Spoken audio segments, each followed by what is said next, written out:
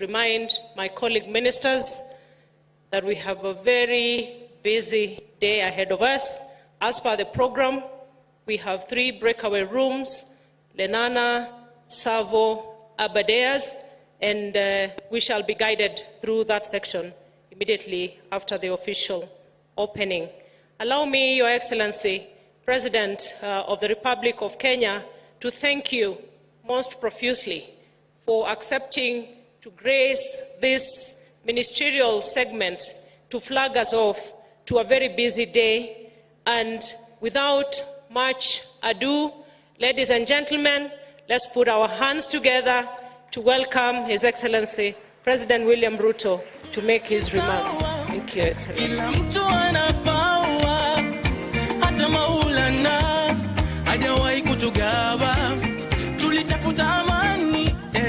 Thank you very much. Thank you very much. Let's take our seats. Thank you very much.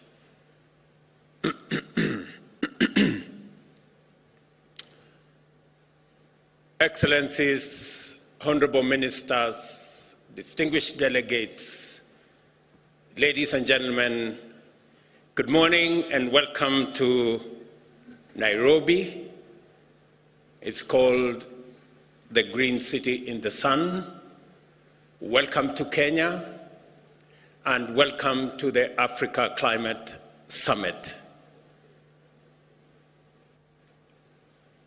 I have welcomed you to this great city on behalf of the people and government of Kenya to this meeting that is co-hosted by the Africa Union and the government of Kenya.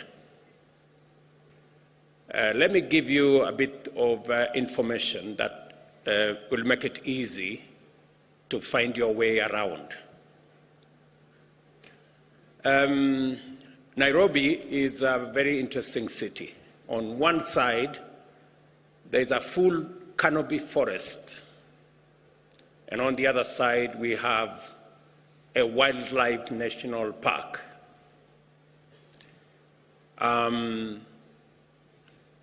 We keep the wildlife in the park because we have a fence.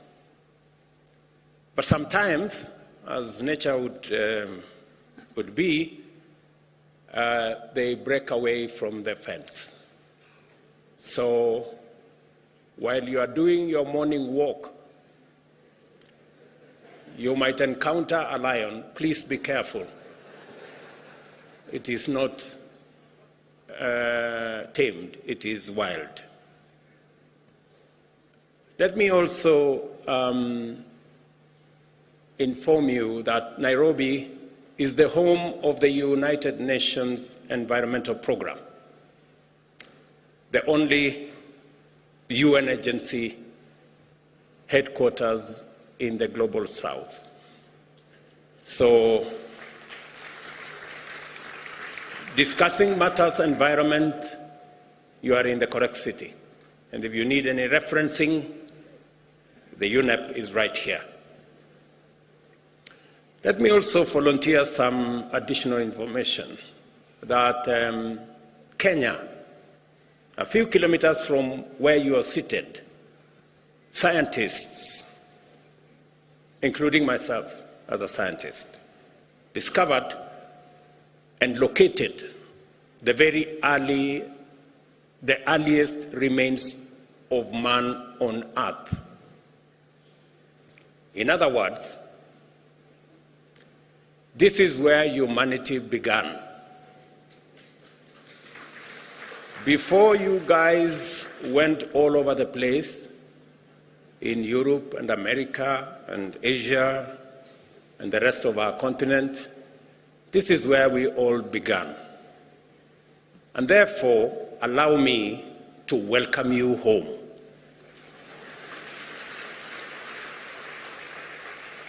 And in a few months, we are having a conversation as Kenyans. In a few months, we are seriously considering abolishing any visa requirement because it is unfair to ask anybody coming home for visa.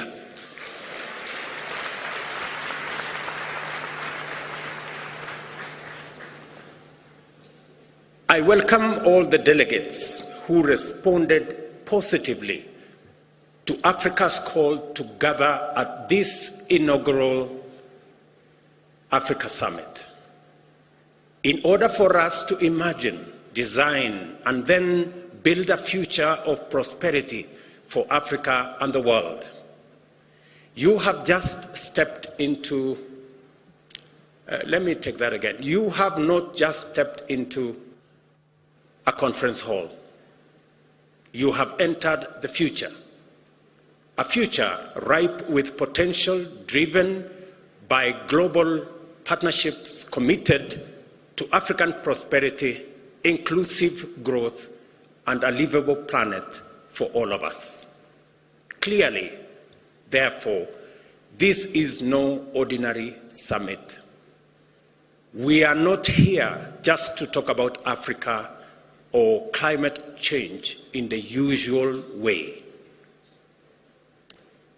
which often accentuates our divisions.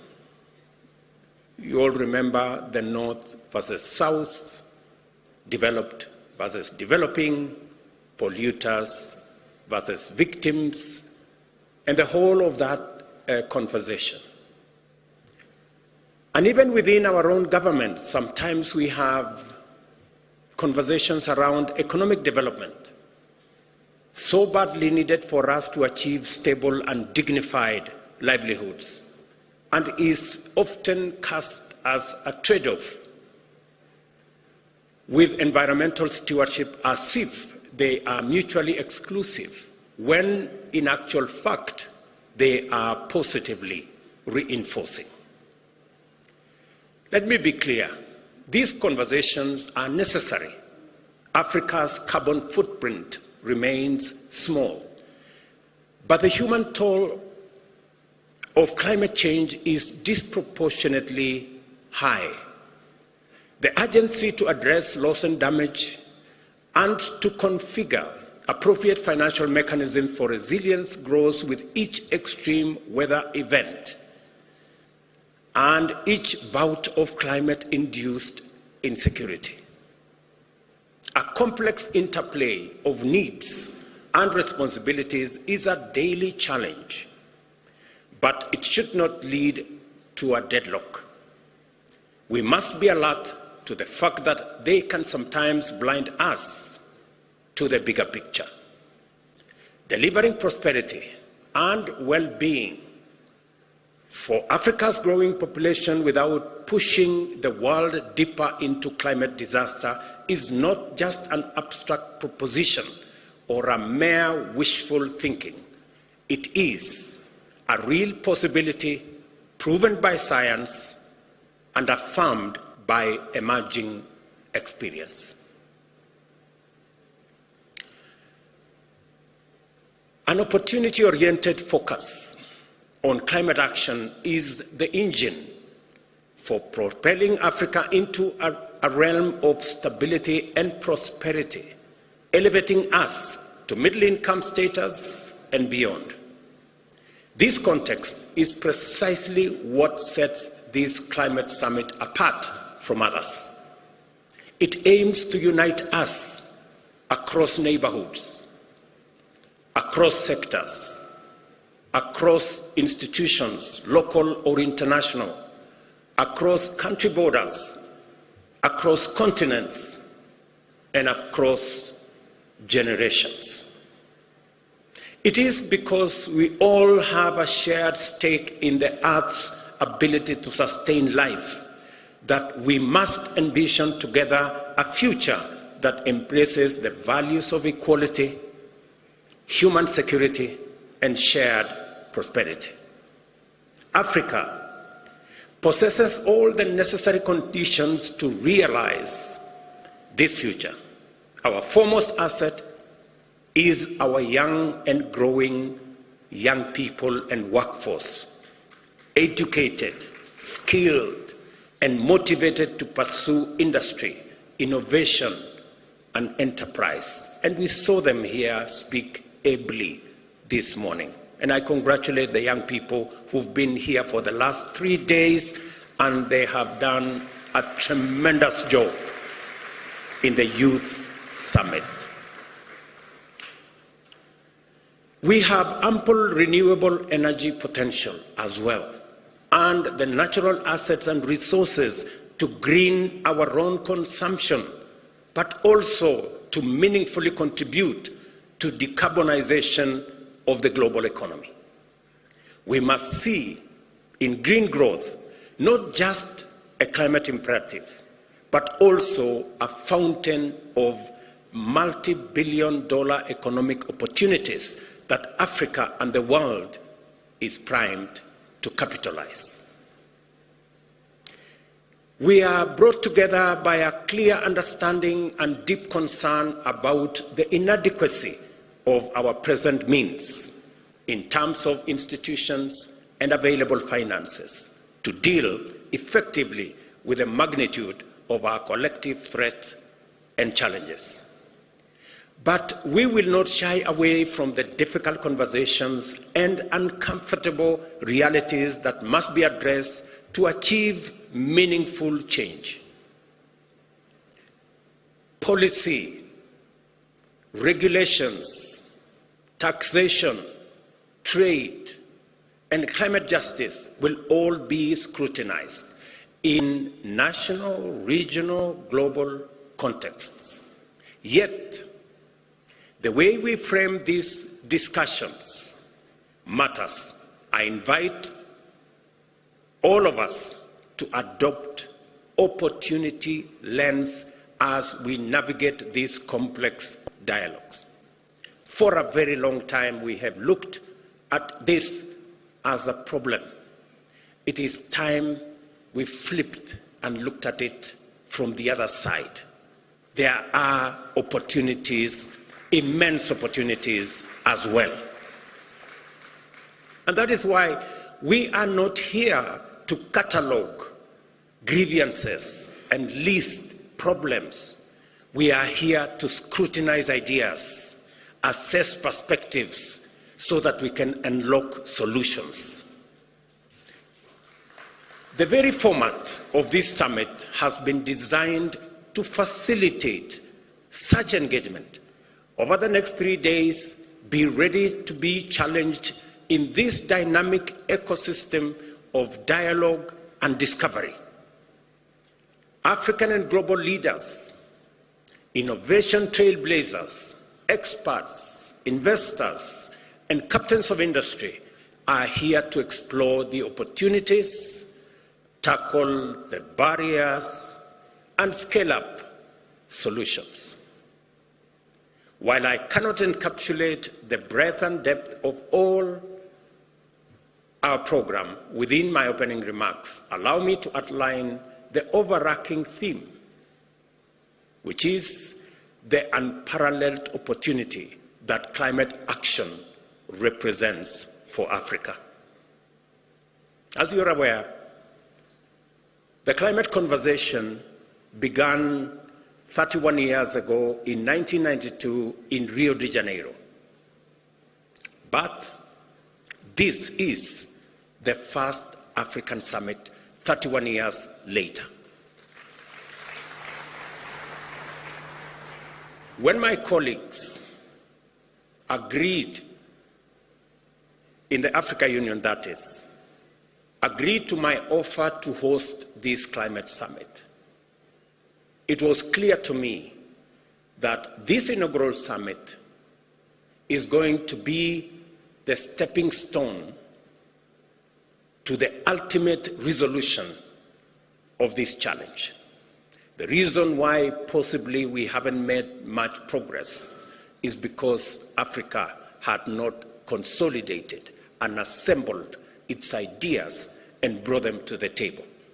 I am confident that now going forward, we have all what it takes to create a win-win outcome out of this very intense conversation about climate change. This occasion summons us to contemplate the full range of possibilities that can be unleashed by directing investment and appropriate technology to actualize our continent's abundant resource endowments. Let us look, for example, at food production and the protection and expansion of our invaluable natural carbon sinks, which stand at the intersection of our environment and ecology on one end, and economic opportunities on the other end. Since 1961, Africa has witnessed a 1/3 reduction in agricultural productivity due to climate change, a stark reminder of the urgent need for adaptation. Yet, much of the world is just waking up to the merits of restorative agriculture, a practice that already resonates with African farming practices. By building on the wealth of indigenous knowledge, we can scale, enhance, and even monetize our agricultural systems. This enables us to unlock the huge potential in our agricultural land assets, representing 2/3 of the world's uncultivated, underutilized arable land, to feed our growing populations, and to do so in harmony with our invaluable natural carbon sinks. Additionally, the restoration and expansion of Africa's natural carbon sinks are not just an environmental imperative. In fact, they are an unparalleled economic goldmine. They have the potential to absorb millions of tons of CO2 annually, which should translate into billions of dollars if we were living in a fair world, improve livelihoods, and millions of opportunities across this continent. And I was having a conversation yesterday about a banker of one of the big multinational banks, and he was telling me about Africa's GDP. And GDP is about assets, it's about what you have. We have the carbon sinks that serves the world, cleans our environment, acts as sequestration of carbon that is produced by others. But we get nothing for it. It's not anywhere in our balance sheet. Everybody's assets are in their balance sheet. Some of ours are not in that balance sheet.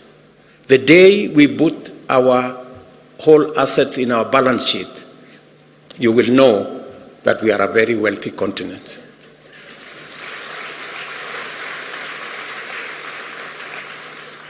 And let me say, we do all that, but it doesn't count for much. But we do it anyway, because we love this world, because it's our home. And that is why the conversation of North versus South must come to an end. Who did what? It's not a conversation that we have the luxury to engage in, because when the apocalypse happens, it will happen for all of us, for the entire humanity. Let me say this. We do this, and all of this comes while safeguarding our biodiversity. We are careful to make sure that is in place. Our renewable energy resources are not just environmental necessity. They are the ultimate catalyst of radical socio-economic prosperity.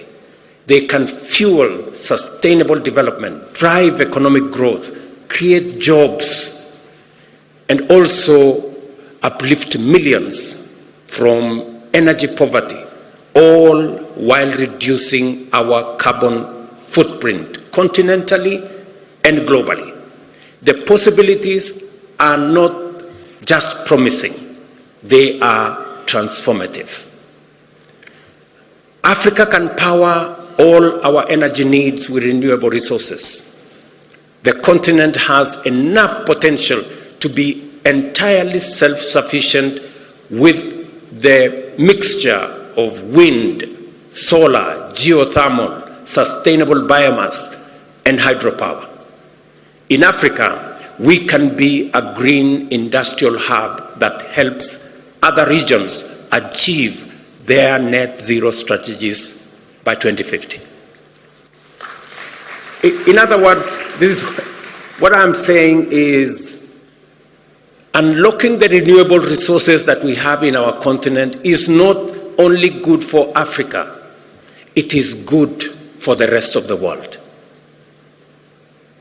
Because we not only are driving our own growth, but we are ready to share these resources with the rest of the world, and by doing so, we will assist the rest of the world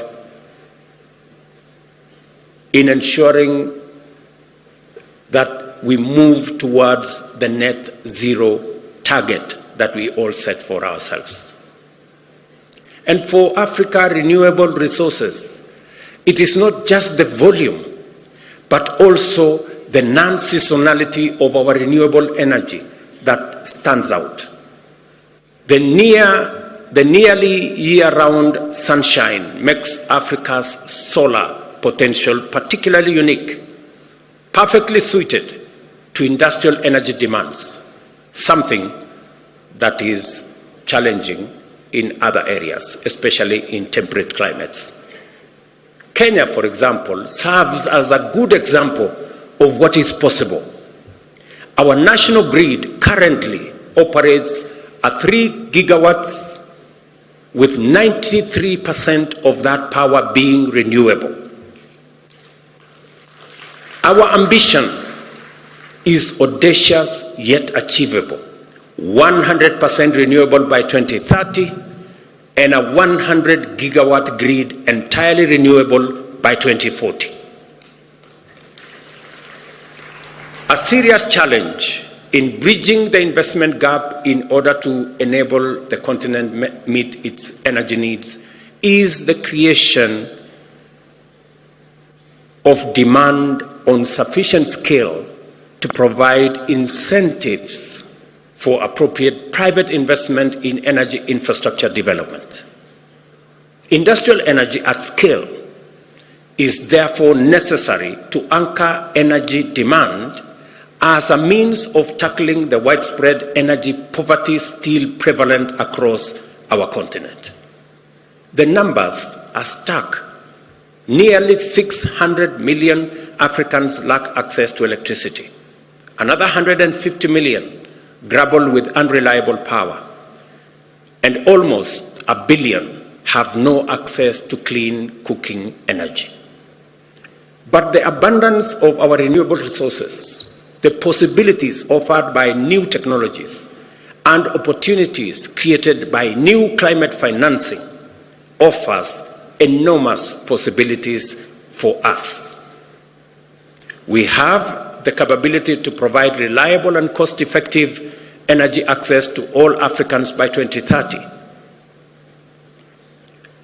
The green transformation of both production and consumption is not optional. It is an imperative. The global demand for such solution is already gaining momentum. Our strategic proximity to substantial reserves of metal and minerals necessary for the global energy transition makes Africa an attractive candidate to become a global hub in green industrial supply chain, from refining metals and minerals to constructing and assembling electric motor vehicles, batteries, and other components. Let me invite you to this unprecedented geo-economic opportunity for Africa.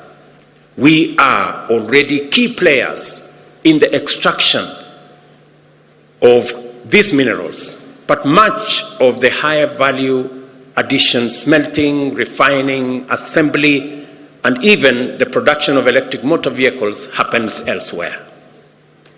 Let's put some numbers to add perspective to what I'm saying. By 2025, the mining of battery critical minerals, nickel, lithium, cobalt, is estimated to generate some $11 billion in value. However, if we take the next step and engage in value-added activities like refining these minerals into industrial-grade metals, that value could quadruple to $50 billion. And if we consider the end-to-end value chain for electric vehicles, including the battery pack and all other components, the market value skyrockets to an astonishing $7 trillion. That is a trajectory. What today we are selling for $11 billion could be $7 trillion if we engage in the right trajectory. And that is what we are saying. And that is what Madam Josefa was saying.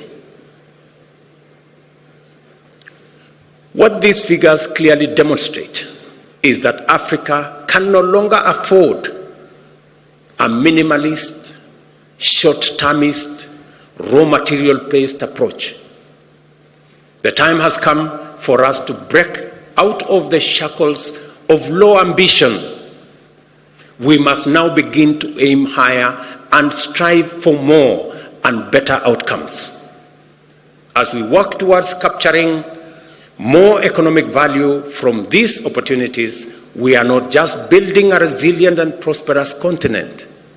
We are also contributing to a more balanced and stable global economy. It is the only way, ladies and gentlemen, we are going to stop the migration using rickety boats from one continent to another. It is the way that we are going to stop the negativities.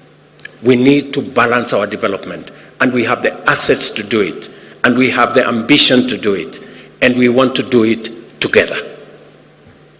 Trillions of dollars globally are looking for green investment opportunities as the pressure to tackle climate change and crisis heightens. Africa holds the key to accelerating decarbonization of the global economy. It is a statement of fact. Africa holds the key to decarbonizing the global economy, whether it is industrialization, whether it's manufacturing. We are not just a continent rich in resources.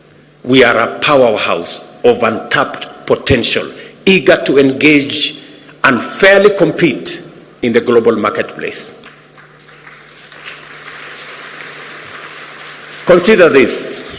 Every year, Africa needs to generate approximately 30 million jobs, new jobs for that matter, to accommodate its rapidly expanding workforce. These are not just numbers. They are not just statistics. These are 30 million opportunities to build our future. 30 million dreams that can be fulfilled through climate-proof avenues of growth, and 30 million steps towards shared prosperity. The examples I have shared with you are not mere statistics. They are pragmatic routes for Africa to not only participate in the global economy, but to excel and to grow. I accept that it is one thing to say what is possible, and entirely another to make it happen. For example, infrastructure is expensive. It needs finance, and finely tuned policies to attract investors. It needs technical know-how and agile institutions. A major concern that we all know and we all appreciate is cost of capital in Africa, acting as a most prohibitive barrier to our progress.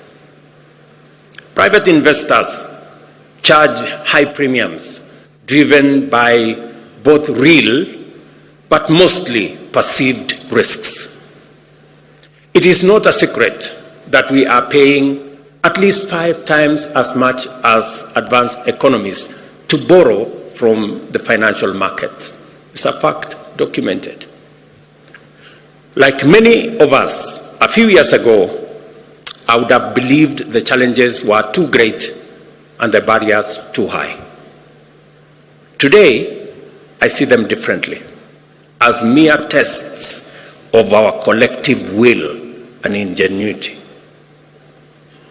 We should develop effective policies and regulations that catalyze investment and entrepreneurship and unleash the creativity of local business. We must transform Africa's resource wealth from mere potential into real opportunities by directing large-scale investments that will actualize the possibilities that exist and await our citizens in present and in future generations. Let's make no mistake, however, we have no choice but to approach this colossal task with clear minds and open eyes. A lot needs to happen before Africa can live up to its full potential of providing climate solutions for its citizens and to the entire world. Over the next few days, I have no doubt that African leaders seated here and our friends from elsewhere will be open, honest, and direct about what we can commit and bring to the table and the type of the collaborations we need from our global partners. My call to everyone present in this historic summit is for us to work together and converge our efforts on African priorities. I urge everyone to make a contribution to our generation's unprecedented and highly consequential endeavor to catalyze climate action in a spirit of candor, collaboration, and courage. Let us imagine a pathway for different financial structures that can deliver on Africa's goals. Let us commit to invest in viable solutions presented by renewable energy, green industrialization, climate-smart agriculture, and nature conservation.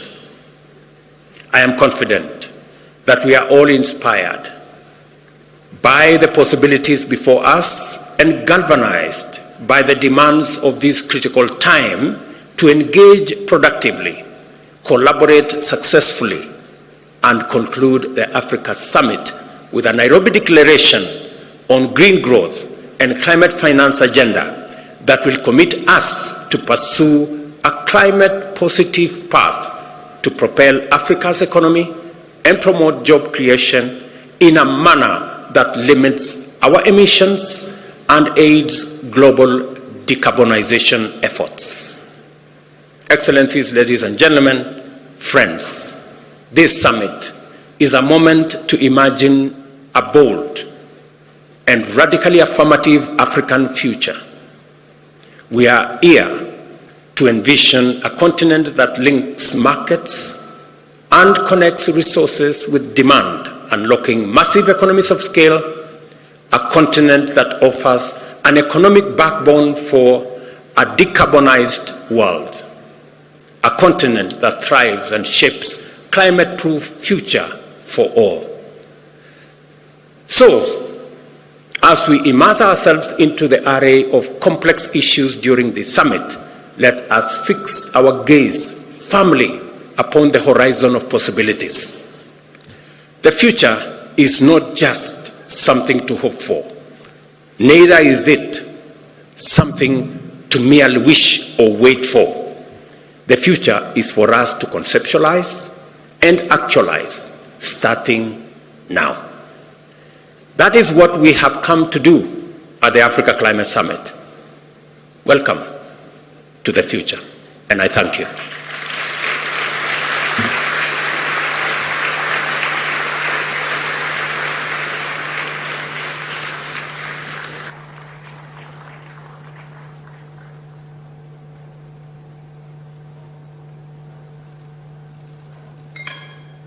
One more round of applause to all the speakers who have spoken so well.